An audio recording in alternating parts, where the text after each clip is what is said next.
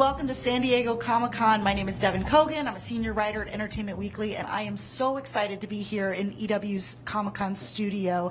I am here with Sarah Carbiner, who is the EP of Rick and Morty Vindicators. Thank you so much for joining me. Thank you for having me. I'm so excited to talk to you about this show. I guess tell me a little bit about how this came together. What was it about the Vindicators that you were like, okay, I think there's a show here, and this is a story I want to tell?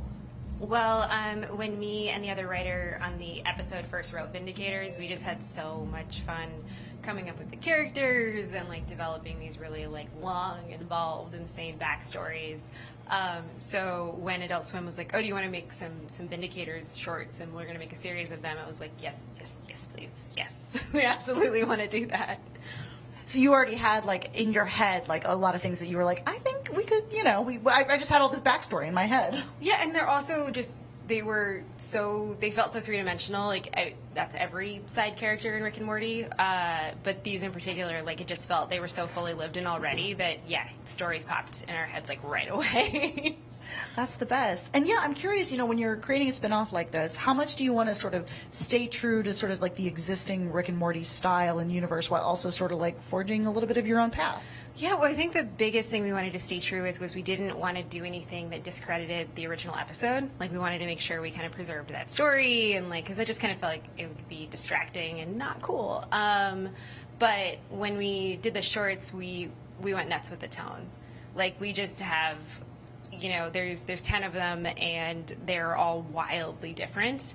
And obviously Rick and Morty, like, plays with tone and, like, is all over the place. But with these, it was just we were able to, like, live in, like, really, like, depressing melancholy moments or really, like, funny, like, you just get to, like, drag a bit out. So I think that would be the biggest departure was we just let this, it has its own pace and rhythm that is different from kind of the awesome but very intense Rick and Morty pace.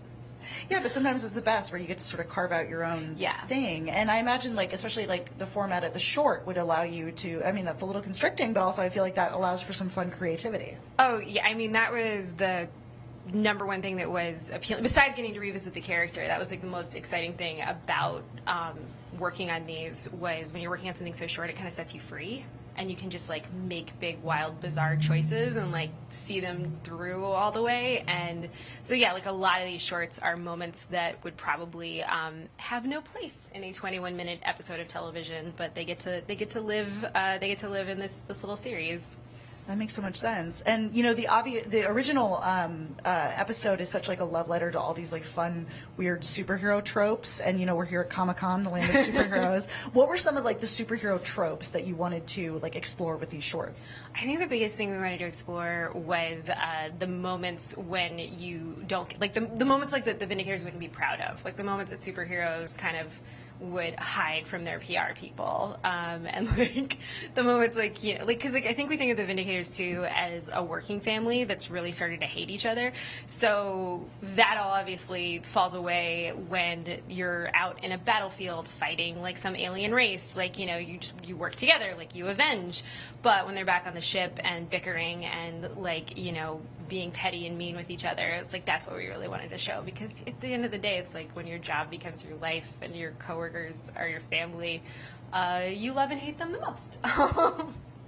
Yeah, definitely like those less glamorous moments. Oh yeah, no glamour.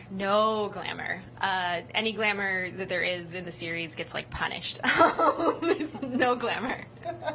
It's a fun world to play in, absolutely. And I mean, you've got an insane cast. It's so much fun. I mean, you've got Christian Slater. I mean, tell me a little bit about what sort of this cast brings to this story. Everything. They're incredible. We were sitting in those recording sessions, and it's just, you feel so lucky to get to work with those people. Like it's such a cliche, but it's so true. Like any of them could read the phone book and you would listen, and it was so fun to have those larger than life like actors just do really dumb shit. like they went with it. Like there's some absurd stuff, and no questions. It was amazing. It was great. I imagine it's just like, okay, here's your script for the day. It's absolutely the most insane thing you've ever read. Yeah, like I remember like working with Christian Slater. I was like, yeah, but can you say that more like you hate women? And he's like, okay, got it. And they did it. And it was exactly what I was like asking for. And I don't think you can ask a lot of people to deliver a line more like they hate women and that they would just nail it on the next take. Only Christian Slater. He's like, all right, I understand that now. Sure. He loves women. I'm not saying Christian Slater hates women. He loves them. So was there anything like from the episode, like any ideas that you had that like didn't make the final episode and you were like, okay, now I get to sort of like explore them with these shorts? I think one of the most fun things we found when we were working on the episode was the love triangle between Million Ants and Alan Rails and Supernova. So it's not so much that like we didn't get to portray it the first time around, but like getting to explore it now was really cool. And that like was one of the first things we thought of was like, oh, I want to see that train wreck. Yeah. Yeah, you want to see the train wreck. You want it to go off the rails. Yeah, the ghost train wreck. Like now we're doing like train metaphors. It's like it's too on the nose. It's too apt. For sure, exactly. And you know, was there like in the process? Was there anything about the process of making this show that really surprised you, or that you weren't expecting?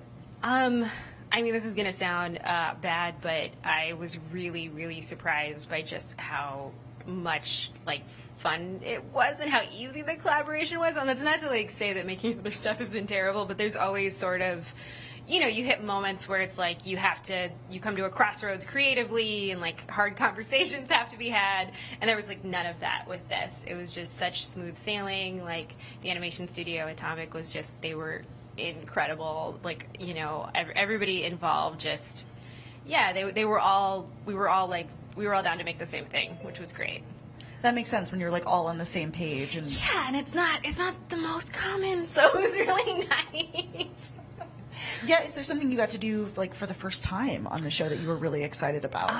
Yeah, I think for the first time got to like solo direct voice record. Well, not solo direct. We had a voiceover director, but like to be the upfront person, because that's always the showrunner on Rick and Morty. Like, you know, they're really leading the production of the episode. So on these, it was just really fun to kind of take front and center, like, and have like final say on the mix and like final say, you know, on all those things, which our process is like, I've been a part of all of those, but like I've never gotten to wear the crown.